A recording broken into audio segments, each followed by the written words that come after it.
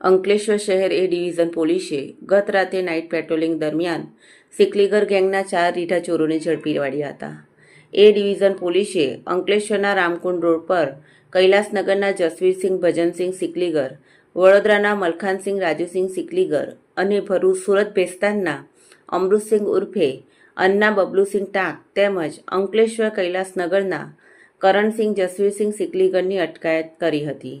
પોલીસે તેમની અંગ ઝડપી લેતા તેઓ પાસેથી રોકડા રૂપિયા 12,700 તથા 70,000ની 2 બાઇક, 35,500ની કિંમતના 4 મોબાઈલ તથા 29,000ની કિંમતના ચાંદીના ઘરેણાં અને 40,000ના સોનાના દાગીના મળી કુલ રૂપિયા 1,82,000નો મુદ્દામાલ કબજે કર્યો હતો.